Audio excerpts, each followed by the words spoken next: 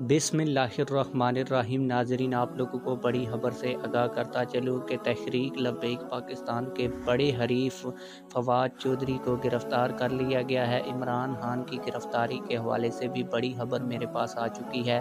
आज की इस वीडियो में इन दोनों बड़ी शख्सियात की गिरफ़्तारी के हवाले से आप लोगों को आगाह करूँगा और तहरीक लब्बैक पाकिस्तान के जो पहले अमीर थे अल्लामा आदम हुसैन रिजवी साहब, उन्होंने एक दुआ फरमाई थी, उस हवाले से भी आप लोगों के साथ गुफ्तगू करूंगा।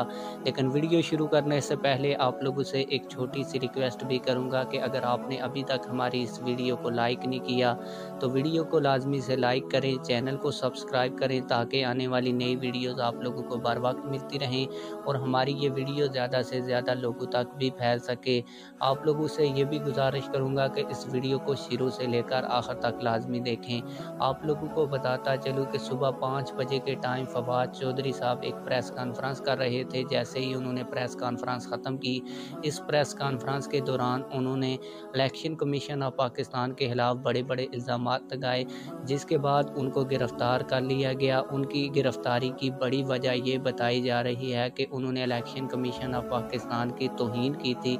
इस पर इलेक्शन कमीशन ऑफ पाकिस्तान ने उनको कई दफ़ा तलब किया, लेकिन वो इलेक्शन कमीशन ऑफ पाकिस्तान में पेश नहीं हुए। इसी वजह से आज उन्हें गिरफ़्तार किया गया है।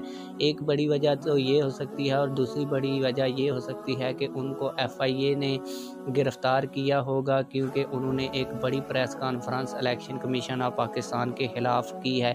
तो पाकिस्तान के किसी भी अदारे के ख़िलाफ़ अगर आप गुफ्तगू करते हैं अपनी प्रेस कॉन्फ्रेंस के दौरान तो FIA फिर गिरफ़्तार करती है। और अगर इलेक्शन कमीशन ऑफ पाकिस्तान में जो तौहीन अदालत का केस फवाद चौधरी के ऊपर चल रहा है तो उसमें अगर वो पेश नहीं हो रहे तो फिर उनको वारंट दिखा के गिरफ़्तार किया जाता।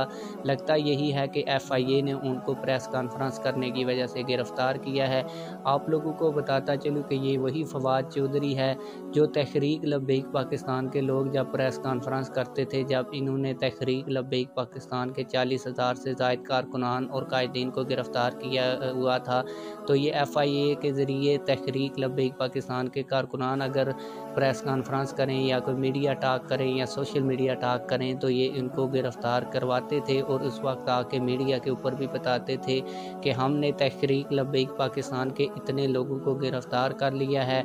आप लोगों को ये भी बताता चलूँ कि जब अल्लामा आदम हुसैन रिजवी साहब को गिरफ़्तार किया गया तो सबसे पहली प्रेस कॉन्फ्रेंस फवाद चौधरी ने की थी और कहा था कि हमने अल्लामा आदम हुसैन रिजवी साहब को हिफाजती तहवील में लिया है। बाद में ये बताया गया कि उनको जेल में डाल दिया गया है। उसके बाद जब अल्लामा आदम हुसैन रिजवी साहब गिरफ़्तारी के बाद रिहा हुए तो उन्होंने एक दुआ की थी जिसमें उन्होंने कहा था कि या अल्लाह इन लोगों को गिन ले और इनको चुन ले और इनको एक एक करके जलील करके मारना।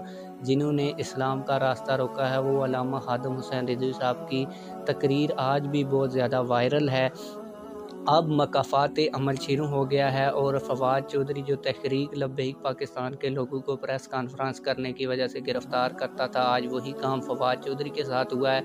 और फवाद चौधरी के जो बड़े भाई हैं या छोटे भाई हैं फैसल चौधरी साहब, उन्होंने इस बात की तस्दीक कर दी है कि वाकई फवाद चौधरी को गिरफ़्तार कर लिया गया है। बोल न्यूज़ और दूसरे मीडिया चैनल्स ने भी ये खबर चला दी है। और इमरान खान की गिरफ़्तारी के हवाले से भी जियो न्यूज़ के ऊपर एक बड़ी खबर चल रही है और जियो न्यूज़ के चैनल के मुताबिक ये कहा जा रहा है कि इमरान खान की गिरफ़्तारी के लिए कोशिशें की जा रही हैं, जबकि तहरीक इंसाफ के बड़े बड़े रहनुमा इमरान खान के घर के बाहर मौजूद हैं और तहरीक इंसाफ के कारकुनान अपने चेयरमैन को बचाने के लिए इमरान खान के घर के बाहर लाहौर में एक बड़ी तादाद में जमा हैं ताकि इमरान खान को गिरफ़्तार ना किया जा सके। लेकिन जब कार्रवाई करने वाले कार्रवाई करेंगे तो फिर कारकुनान को पता ही नहीं चलना। जिस तरह फवाद चौधरी को गिरफ़्तार कर लिया गया है, इसी तरह इमरान खान को भी गिरफ़्तार कर लिया जाएगा। आप लोग इस हवाले से क्या कहते हैं? कमेंट सेक्शन में हमें अपनी राय से ज़रूर आगाह कीजिएगा। मिलते हैं किसी और वीडियो में। अल्लाह हाफ़िज़।